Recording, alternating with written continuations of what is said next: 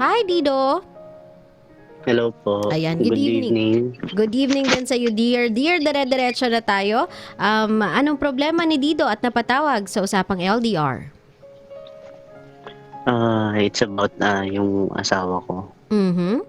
na magpa 5 years na kami this December. Okay. And nagkaroon kami ng sobrang laking problema Okay. na dumaan sa hiwalay na kami. I mean, hindi kami hiwalay, but separated kami ng tirahan. Okay. Pero andyan kayong dalawa sa USA? Opo. Okay. Anong problema to? Bakit sobrang grabe ata at laki ng impact sa marriage ninyo na you decided to live separately? I didn't decide na maghiwalay kami. Mhm. Yun lang yung pinag-usapan namin at yun yung gusto niya na time for space. Mhm. Okay. Actually, nung last month, hiwa-hiwalay na kami ng kapatid ko. Kasi first of all hindi naman sa ayaw, parang naramdaman niya na hindi siya naging part ng family. Yung asawa mo?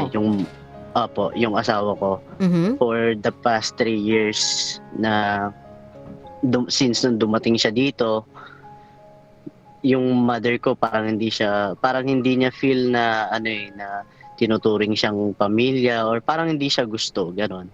Tapos yung sister ko, ganon din, na nag-end up na yung sister ko nagkukwento ng kung ano-ano sa mga friends niya.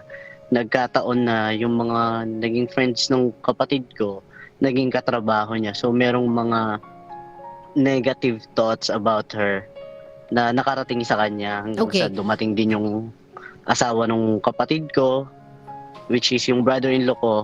Then meron din siyang narinig na galing naman sa mother ko tsaka sa sister ko. Okay. Bakit ayaw ng pamilya mo sa kanya? So that I can understand. Kasi right now, naiintindihan ko yung beef ng asawa mo kung bakit nahihirapan siya.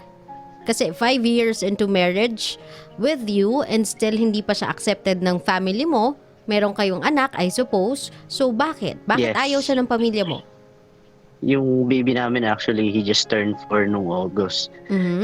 Kasi nung nagkakilala kami ng asawa ko, nagkakilala kami through online dating. Okay. Then nung naging kami, kasi actually nagkaroon din ako ng fault nung naging kami. Meron akong girlfriend, then nakilala ko siya. Then turn out yung girl na naging girlfriend ko for a year, parang pinipirahan na lang ako.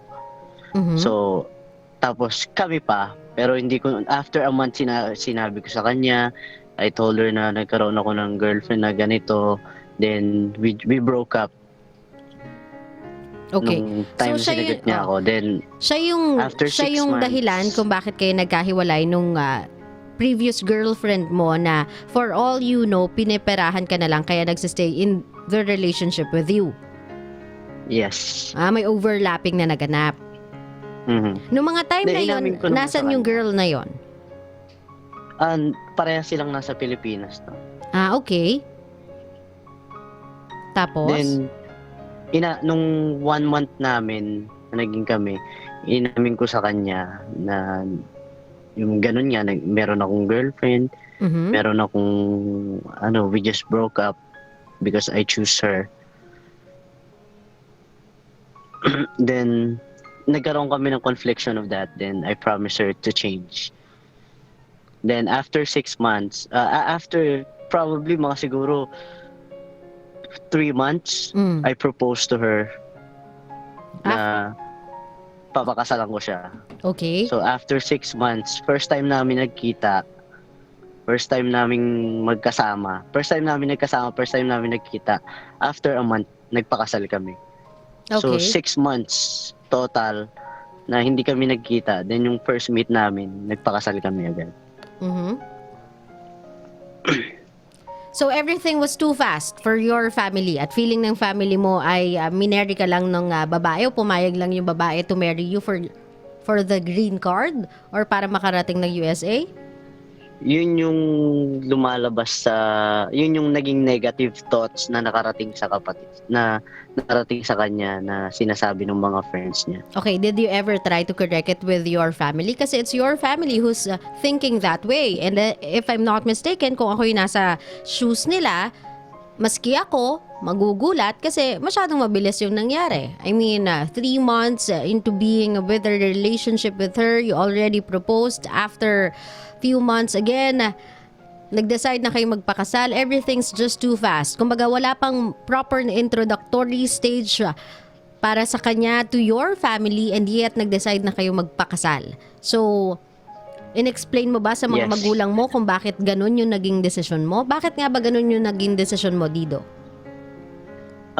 Na-explain ko sa parents ko. Sa dad ko, sa tatay ko kasi nandyan siya sa Pilipinas. Okay sila. They're really close. Yung tatay ko kasi tinuturing talaga siyang anak. Then napakagaan nung pakiramdam nung father ko sa kanya. Then yung mom ko, nag-meet lang sila for the first time nung date nung kasal namin. Oo nga, bakit nga ganun, So- Dido? Bakit ganun yung ginawa mo? Why was that your decision? I mean, meron ka bang beef sa family mo? Aren't you that close with them? Kasi it's so fast. Para sa pamilya mo, kumbaga parang binigyan mo sila ng no choice, kuya. Para tanggapin yung asawa mo. Talagang yung family ko, tsaka yung sabihin na natin yung mother ko tsaka yung sister ko, we were talagang sobrang close namin. Nagkataon lang talaga na nagkakaroon na kami ng confliction ng kapatid ko, pati yung mom ko, kakaroon kami ng arguments. Kasi nung ikakasal kami, merong sumabay na problema about sa paglipat ng bahay, yung bakit I mean, biglang hindi mo ganon. sila kinonsult, Dido, about this marriage thing? Kasi kung sinasabi mo sa akin na sobrang close kayo, of course, these are the moments or experiences in your life that you don't want them to miss out.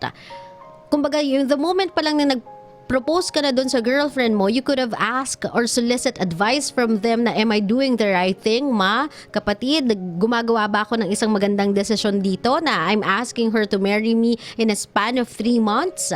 Kung ganun kayo ka-close kasi, Dido, you could have asked or solicited advice from them. Pero in your case kasi, maski sila nabigla. So it's even harder for me to believe na ganun kayo ka-close. And it will be a lot easier for me to understand na ganun na yung naging perception ng pamilya mo, specifically your mom and your sister sa kanya kasi nga ganun mo siya present. So sabihin na Yun natin, ang- mag-move past na tayo dun sa wedding stage. Were there any moment dun sa after ng marriage ninyo na tinanong ng nanay mo, bakit ang bilis ninyo? Bakit agad-agad? Bakit tayo nagmamadali? After nung marriage namin, actually, hindi kami nakapag-usap ng mother ko. Yun yung mistakes ko din na hindi ako nag-ask for advice sa kanila or nag-consult about the marriage. Tapos tinira mo siya kung saan nakatira yung mommy at ate mo. No. Kasi nung kinasal kami, nagstay pa siya sa Philippines for 1 year. After nung kasal namin, bumalik ako dito for my work. Kasi natanggap ako dun sa bago kong trabaho. So after a year, naging okay naman na lahat eh. Naging smooth na lahat after nun eh. Kasi my sister helped me out na petition yung asawa ko, pati yung paperwork ng anak namin.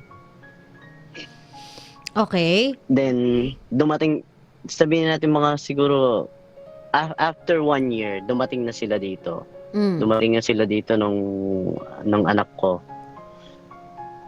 Doon na nag-i-start lahat na hindi nahihirapan siyang kumuha ng trabaho. Hindi rin kasi siya makapagtrabaho kasi walang mag-aalaga dun sa bata. Okay. Doon na nag-start yung nagkakaroon na ng kung ano yung sinasabi ng kapatid ko sa mga friends niya. Okay. Nakatira sila under one roof? Kasi yung mom ko may sarili siyang bahay. Okay. Yung kapatid ko tsaka ako ang magkasama Okay. doon sa bahay na binili namin after Mhm. after nung wedding. Oo. Pero after nun, just an idea about it, Dido, walk me out through this. What was the plan? Pagkadating nila dyan sa US, what was your plan? Ano yung napag-usapan ninyo ng kapatid mo tungkol dun sa magiging pamilya mo moving in with you guys? Kasi syempre, that's not just your space. That's your sister's space as well. Syempre, dapat informed siya kung anong plano mo sa mag-ina mo.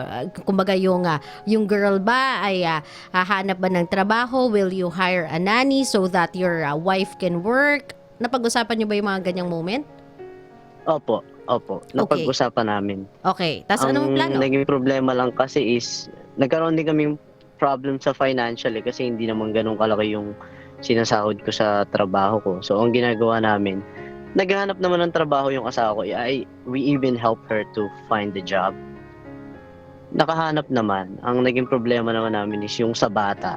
So, nagkaroon kami ng ang ginawa namin, umaga siya. Minsan gabi ako. So, minsan, nagkakaroon ng times na nalilate ako sa trabaho. Nagkakaroon din ako problema sa trabaho. So, minsan kailangan kong mag-early out or nagka-cut ako ng oras. Okay. Para So, basically, maalagaan yung baby. kuya, if susuma total ko lahat ng ginawa mo for the past or previous years of your marriage life, sabihin na natin sa starting point ng buhay pamilya mo, you did not plan anything. Lahat naging impulsive. Lahat ng decisions were not planned out. To the point na even yung lives ng mga tao sa paligid mo naapektuhan because of your impulsive decisions when it comes to family. And wala na silang nagawa because they were caught in a whirlwind they can't say no to. Kasi meron ng bata eh. Kumbaga, you already decided that you are going to have a family and that's there already. Andiyan na siya. Present na siya. They have no choice but to accept your decision. May it be Yes. impulsive or not, wala na silang nagawa kundi i-accept yon. So, yung akala mong smooth sailing ng relationship ninyo kasi walang nag-a-arise na problema, walang nagsasabing may problema, wasn't really the case for your other family members. Kasi you never even ask how they felt about your decisions. Yun yung nagkulang kasi doon eh. Hindi ka nga, dahil di ka nag-solicit ng advice, you did not even ask kung ano yung nararamdaman nila sa mga desisyon mo.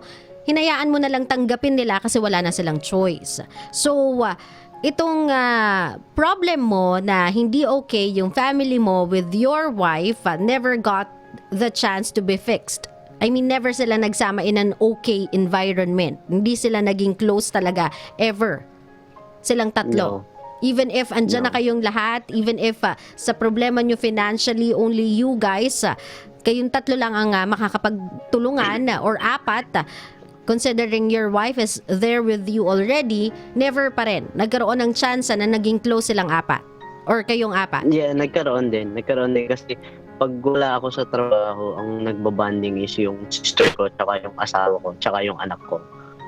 When you say bonding, what do they do? They go out, makain sila sa labas, Okay. nag-shopping sila. Oh, so have you ever Hindi asked lang- yung sister mo what went wrong? Mukha kayong okay, nagsha-shopping pa nga kayo together, close pa nga kayo, lumalabas pa nga kayo. What went wrong? Why do you have to tell those stories? Bakit kailangan mo ipagkalat na ganito yung asawa ko, na ganito yung asawa ko? Bakit? Why? Yun nga din ang naging problema. Every time I confront my sister, nag-iiba yung story. What do you mean nag-iiba yung So, story? Yung pag tinatanong ko siya na, bakit naman ganito yung kailangan namin marinig sa ibang tao? Bakit naman sa ibang tao pa namin marinig? Bakit naman kung may problema ka sa amin, 'di ba? You should like talk to us kasi magkakasama tayo sa isang bahay. Tapos ang sabihin ng sister mo, no, di ko yan ginawa. Yeah. Pero hindi meron mo siya times na- hinarap.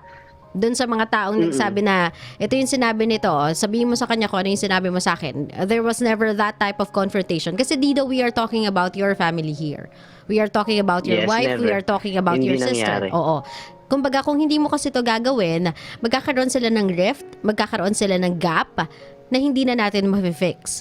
Kasi if you'll just settle with what she says and what the other says, but you are not gonna find out kung ano yung totoo doon, hindi mo haharapin kung ano yung katotohanan doon, hindi siya maayos. Para lang kayong three complete strangers living in under one roof. And that's hard. Kasi kailangan yung isa't isa para mag-work together kasi pare-pareho kayo may financial problem eh. Mm-mm. So ito ba yung dahilan kung bakit nag-move out yung asawa mo kasi napagod na siya? Nung time na actually before that nag-decide na na iuwi yung anak namin sa Pilipinas. So right now yung anak namin nasa Pilipinas with my mother-in-law kasi nga hindi na namin kinakaya yung day and night na na salitan. Parang hindi na kasi kami nagkikita talaga eh. Magkikita na lang kami matutulog. Hindi inalis ko na yung kasi noon pumapasok ako kahit day off ko. Ngayon inalis ko na talaga. As in, hindi na ako pumapasok kahit day off ko.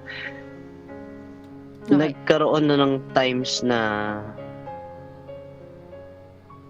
yung relasyon namin nagkaroon na ng lamat. Okay. So Dido, fast forward natin ng onte doon sa araw or sa pagkakataon or sa experience or moment kung saan nag-decide na si wife na umalis. Lumipat ng tirahan. Lumayo sa inyo ng kapatid mo. Walk me through. Anong nangyari? Paano nangyari yon? Paano nag-lead sa ganong eksena? Yun na nga yung last nung hinatid namin si baby sa Pilipinas, doon na nagkaroon na ng lamat talaga na hinatid namin si baby, di ba? Then nauna akong bumalik dito sa US. Tapos nagstay siya doon for a week. Nung bumalik siya, parang may iba eh. May something, meron akong nararamdaman na iba. Then, ito na yung sinasabi kong nagbago na siya. Nagkaroon siya, nung nag-hangout sila ng mga friends niya, nagkaroon siya ng karelasyon sa Nagkaroon iba. siya ng relasyon sa iba for 1 week? Na hindi kayo magkasama? Yeah. How did you prove Actually, it? hindi pa yun eh. Hindi pa ako nakakaalis. Meron na pala. How did you know na meron talaga? Nalaman ko na lang nung bumalik siya dito. How? Biggest mistake ko is pinakailaman ko yung cellphone niya. Okay. Which is doon ako nag-cross the line na pinasok ko yung privacy niya. Okay. Out of nowhere, para sabi ko madaling araw may nagte-text. Actually sa Messenger yun eh. Yun na meet ko yung guy. I've talked to the guy. Nagkasama sila. Pero hindi ko alam kung meron bang talagang something. Kasi nagkausap kami about doon eh. Sabi niya na siguro talagang naano niya lang yung guy kasi dahil nga doon din sa anak nung guy na little girl. Kasi gustong-gusto namin magkaanak ng baby girl. But nagte-take time kami kasi out of financial nga because of the first one. I mean, paano mo na-confirm na itong guy na to ay may something sila ng wife mo? Have you read the conversations na may I love you, I miss you, I'll see you soon? Nakita mo ba na may exchange sila ng conversations na thank you for last night, thank you for being with me, thank you, I found you? Alin doon ang sabi sa'yo na they have a relationship? Yun yung actually meron pa akong print screen nun eh. Na yun nga, I love you, I miss you, good night, mga ganon. Tapos meron silang mga picture together na nag-date sila bago sila makipagkita dun sa mga barkada nila. Okay. Tapos there's this one time na kasi nagkatrabaho na siya nung bumalik siya dito eh. Hinatid ko siya sa work. Naiwan niya yung iPad niya, which is nandun yung Facebook. Nakakunik yung Facebook Messenger. So I'm like, daling ko nga to. Then, yun nung hintid ko siya, pumasok ako sa work, nag-uusap sila. Ko-conversation sila. Tapos nung time na na-confront ko na, sabi niya, wala na kami. Tapos tumawag yung guy. Nag-usap sila ng private. Sabi niya, kakausapin ko lang to in private. Then, yun yung time na sabi ko, okay lang, sige, I forgive you.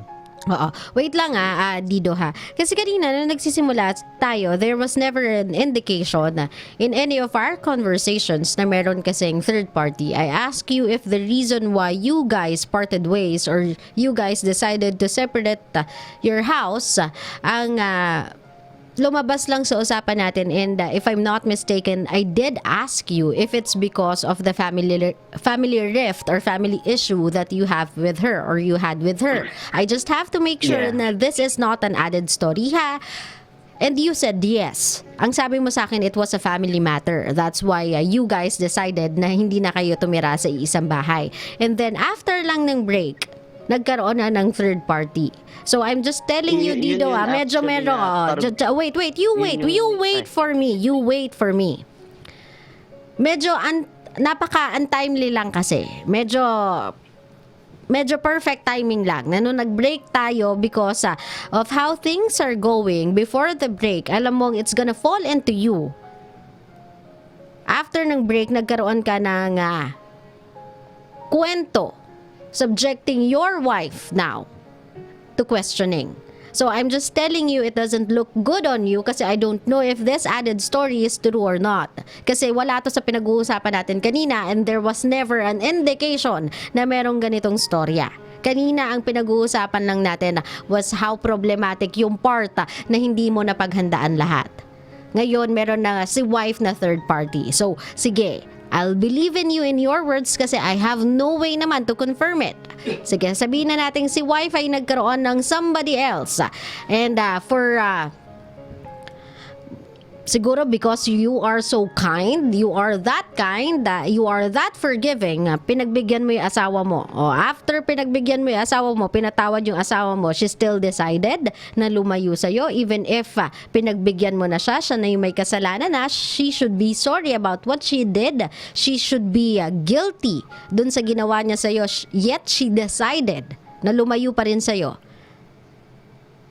Yun nga yung karugtong nung story ng yung sunod-sunod na nangyari. So after nga nung kay Guy na confront ko na sila parehas, they're done, okay.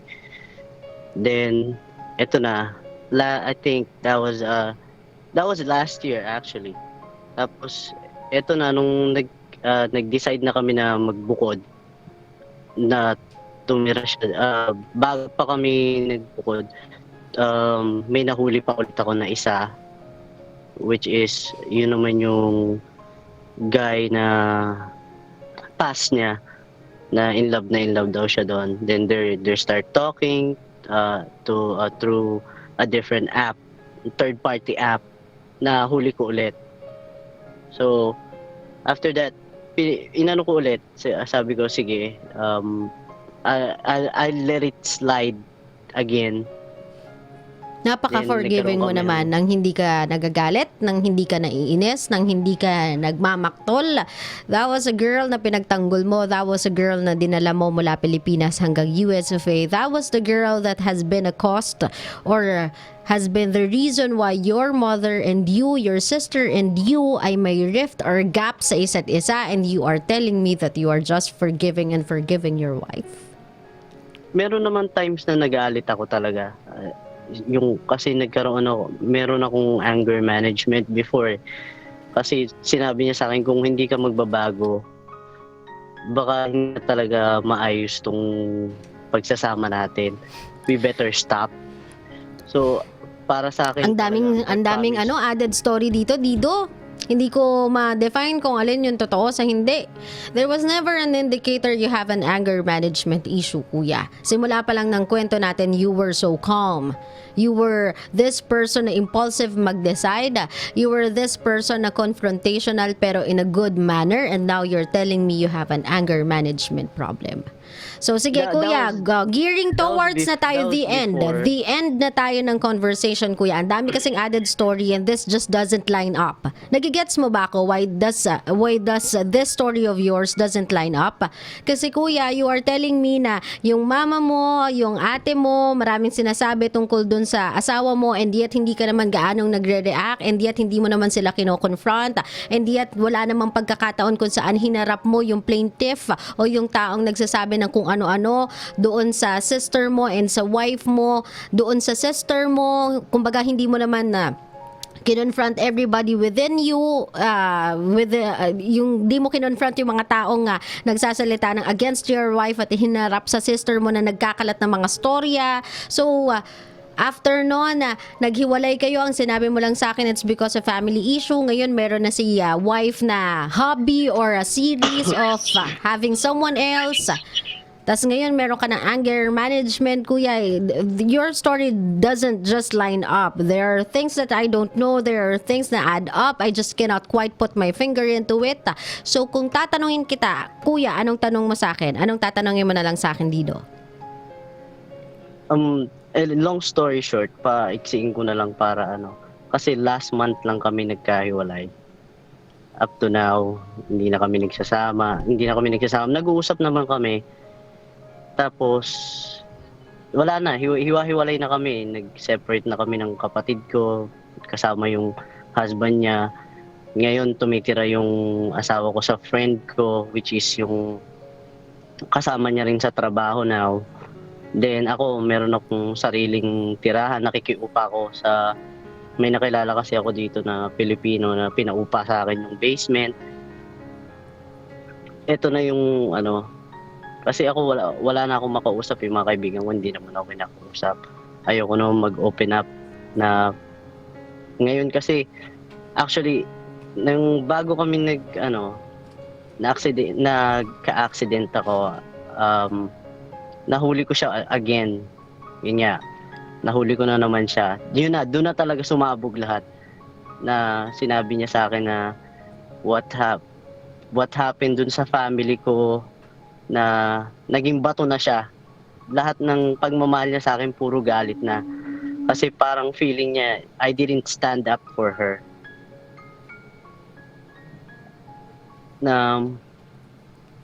So ito na. Ngayon, actually kahapon magkasama kami. Lumabas pa kami. Masaya naman siya.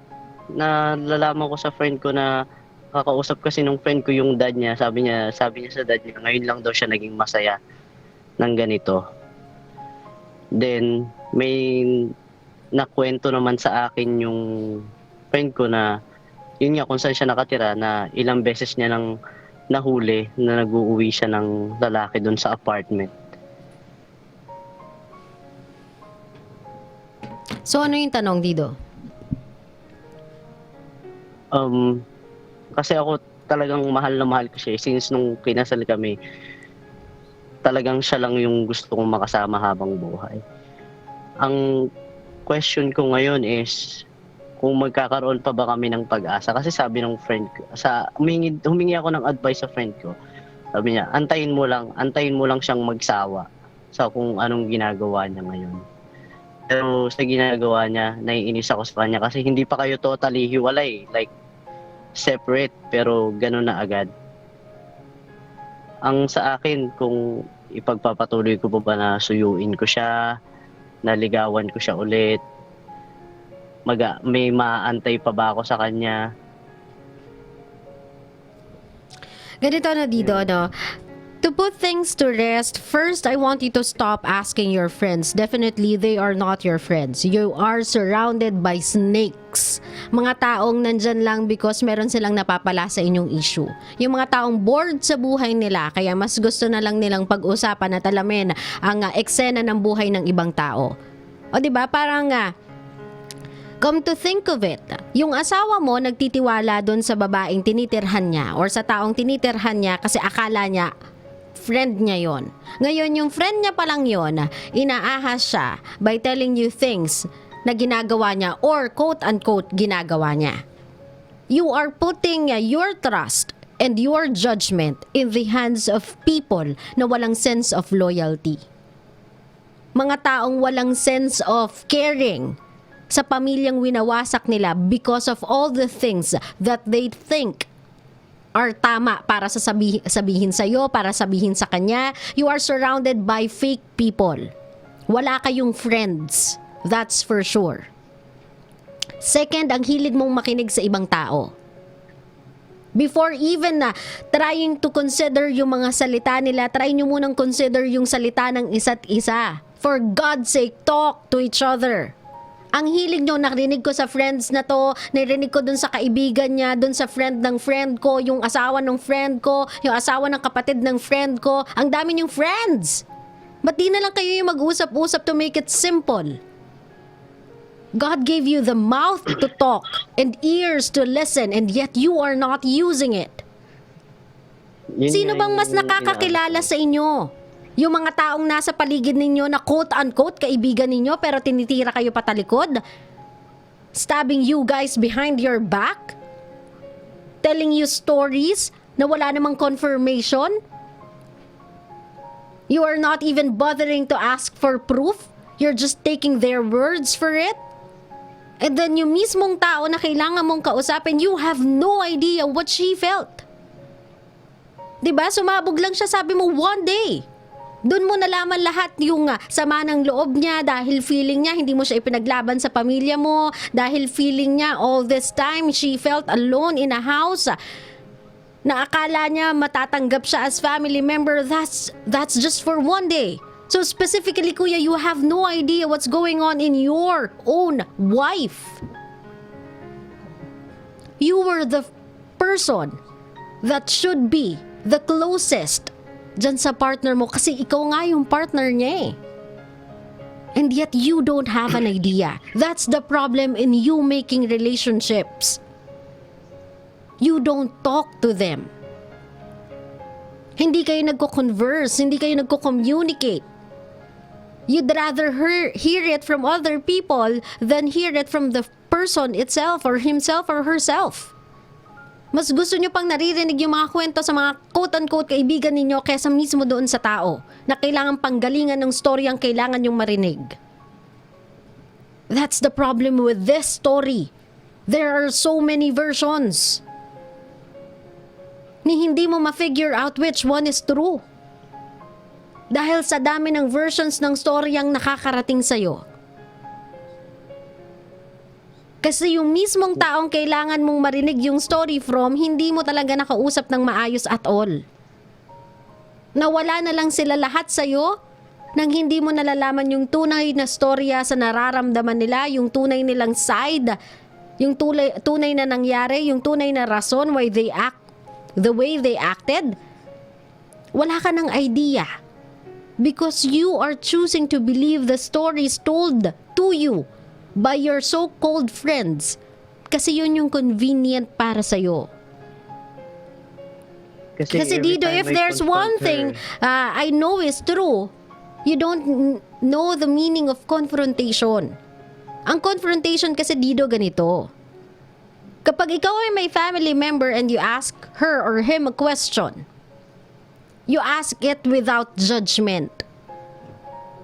Tinatanong mo yun nang walang judgment, nang walang sagot in the back of your head.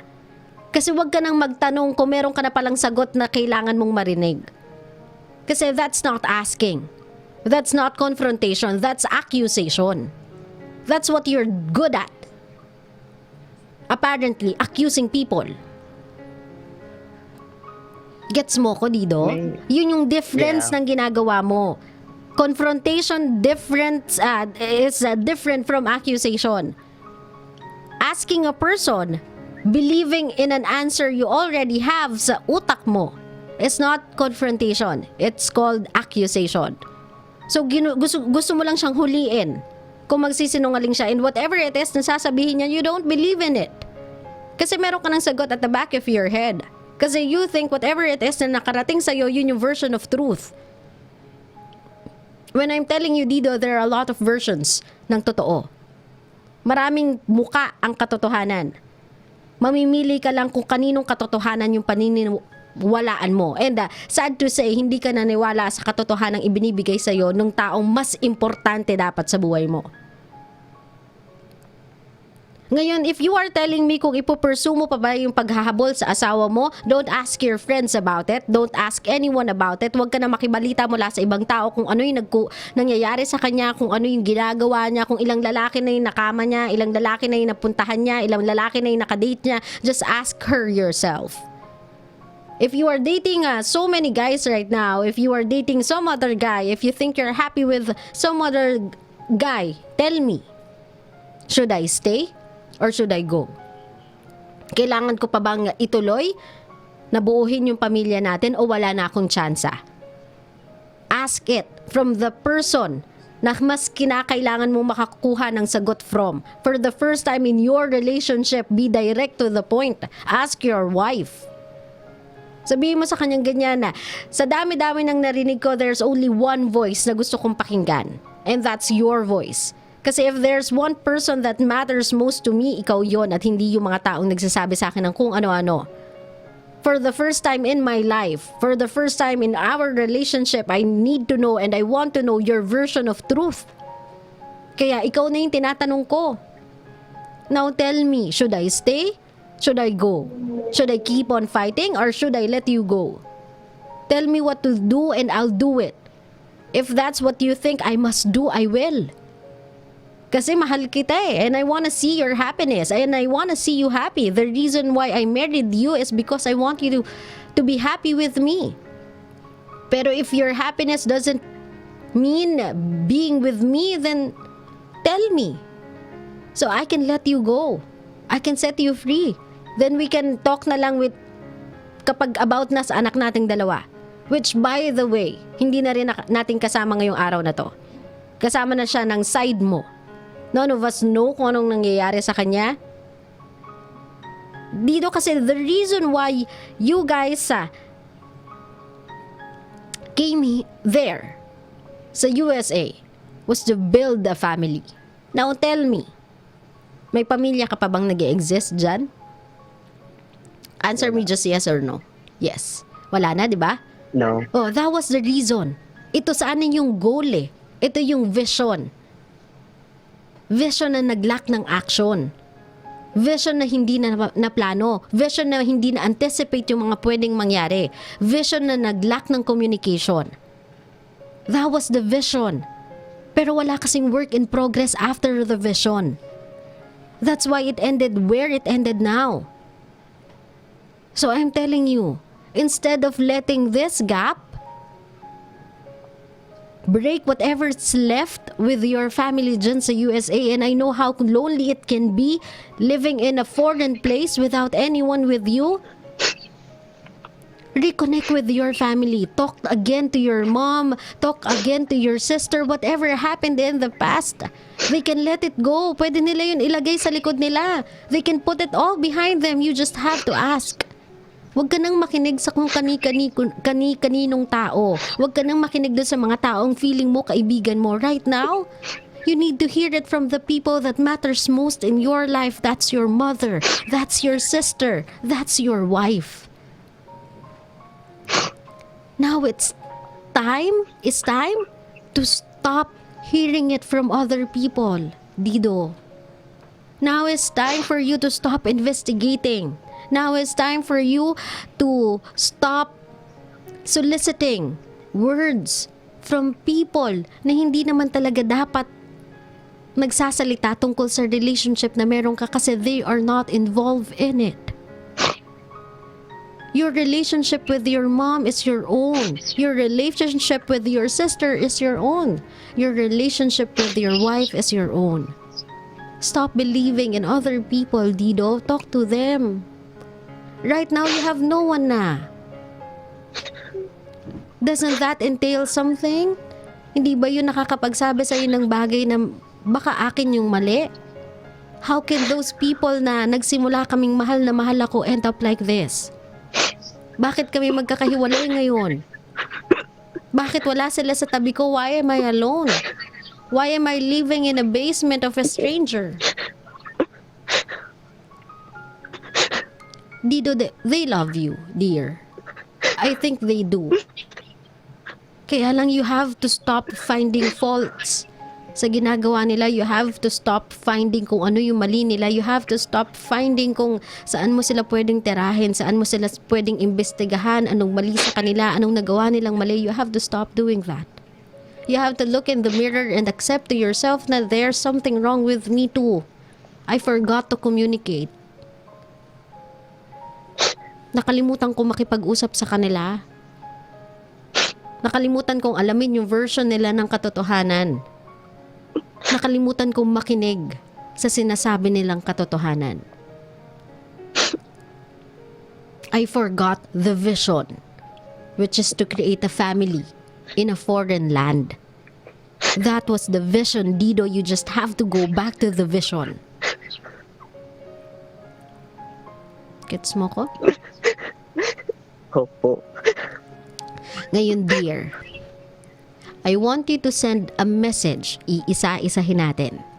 So if this can be your way of communicating with them or communicating to them, if this will be your way of reaching out sa mga taong nagmamahal sa'yo pero hindi mo pa, let's put a pa on it. Ibig sabihin may hope pa na pwede. Hindi mo pa nakakasama ulit ngayon. Unahin natin sa mama mo. What do you want to tell your mom?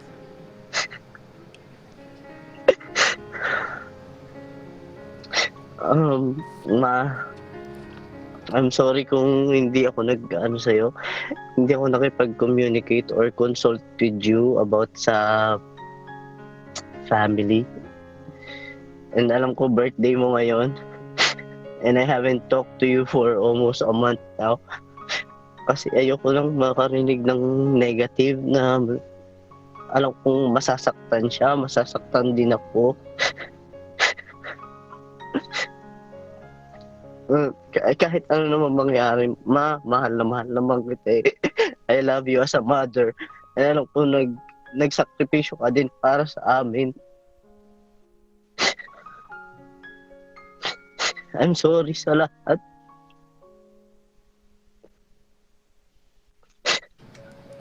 Now, Dido, let's move on to your sister. Itong sister mo na tumulong para dalhin yung pamilya mo dyan sa USA, Virginia.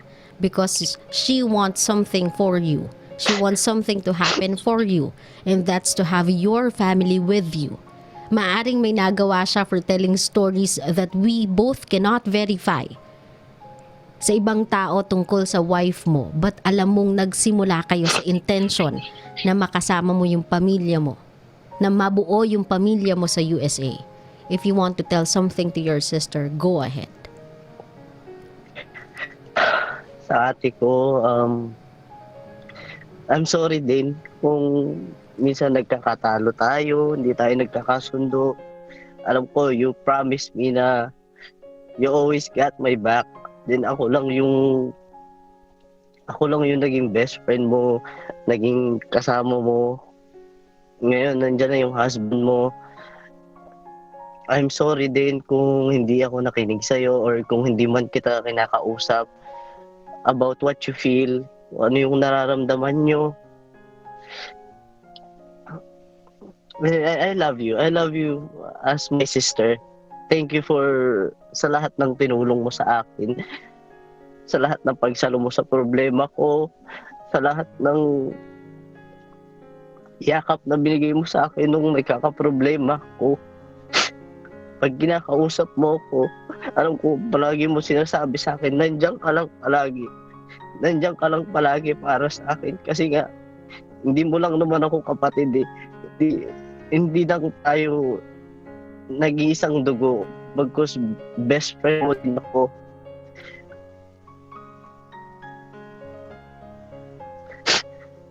I'm sorry, ate. Now, lastly, if you want to say something to your wife.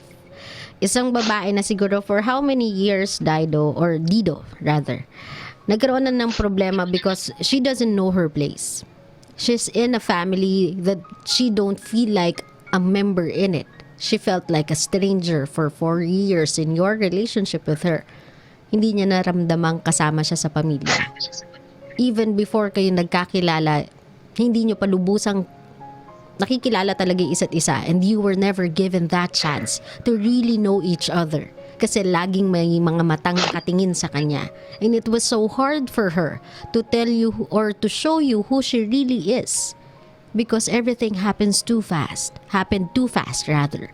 Ang bilis lagi nung pangyayari, ang bilis nung transition sa buhay ninyo, and you guys cannot keep up with it sa sobrang bilis. But I know deep within, you love this girl. Kaya ganyan ka nag-risk, kaya ganyan ka sumugal, kaya ganyan ka nasasaktan ngayon. Because this girl, balik-balik ta rin man natin yung pagkakataon, balik-balik ta rin natin yung mundo. Kwentahin man natin lahat ng pagkakamali niya sa'yo. We can never deny the fact. Mahal na mahal mo kasi siya, Dido. And you know na nagsimula lahat ng to kasi hindi naging planado lahat. If you wanna say something to your wife, if you wanna say something for her to go back or to come back sa'yo, anong gusto mo sabihin sa kanya, Dido? Mami, alam ko naging mahirap sa'yo na maging mag-isa lang dito kasi wala ka rin mag-anak dito. Wala ka rin kaibigan.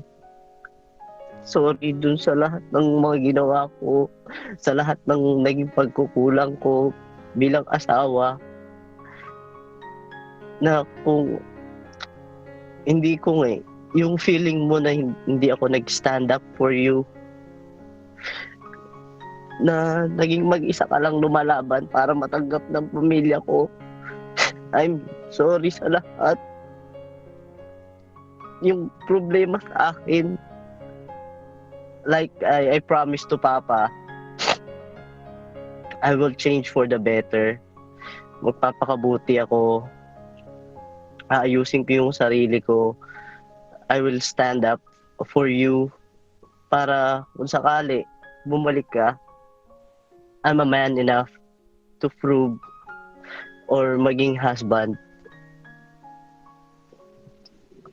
I'm really sorry sa lahat.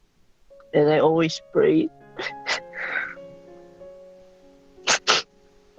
I always pray na sana maging okay na tayo. I love you so much kahit anong mga nangyari. Kahit anong mga nangyari in the past. Past is past. I forgive myself. I forgive you. I forgive everyone na kung ano man yung may mga nasasabi sila sa inyo. I love you so much. And sana bumalik na yung dating ikaw. I miss you so much. I miss you. I love you, Mami. Mahal na mahal kita. Sobrang mahal na mahal kita. Dido, I know this one is a hard lesson to learn. Alam kong mahirap to para sa'yo, but then again, you have to be better. This is for your family. And this is for you. I want you to be happy. I want you to be whole. Right now, you feel broken. Right now, you feel incomplete, and I can feel it, Dido. Even though we're miles apart, I know that you do feel incomplete dahil hindi kompleto yung pamilya mo. So work hard in order for that goal to happen again. Mapagsasama-sama mo sila ulit, Dido. Tandaan mo, ikaw lang yung koneksyon na meron silang lahat sa isa't isa. You are the common ground. Ikaw lang ang nag-iisang glue to make them stick together. So do whatever you can. Communicate with them. Reach out to them so that you can get your family back, okay? It's not yet the end. It's not hopeless, Dido. Kailangan mo lang i-accept na in this world, we do make mistakes. You had your first step tonight, which is to accept na merong kang pagkakamali, and it was big. Pero it's never too late para gawa ng paraan, para magsolusyonan ng lahat. Okay? You can build your family again from scratch, even though, or no matter how hard it is, no matter how difficult it may be, as long as you'll keep your eyes on the prize, keep your head on the goal, it will happen. Okay? Opo. Maraming salamat, Dido. Wipe Thank your you po. tears tonight. Tomorrow, work on it. Simulan mo na yung pagtatrabaho to reach out to them. And I'm sure, Dido, knowing how changed you are tonight can have a better effect tomorrow. Okay? Maraming Opo. salamat for sharing your Thank you story, po. Dido. Ingat ka lagi, ha? Be Opo. strong. Salamat, Dido.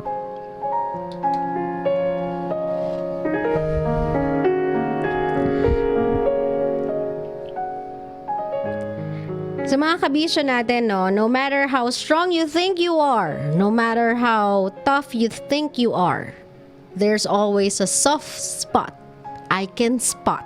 I guarantee you that. Nagawa ko yun kay Dido. I can do it to you as well.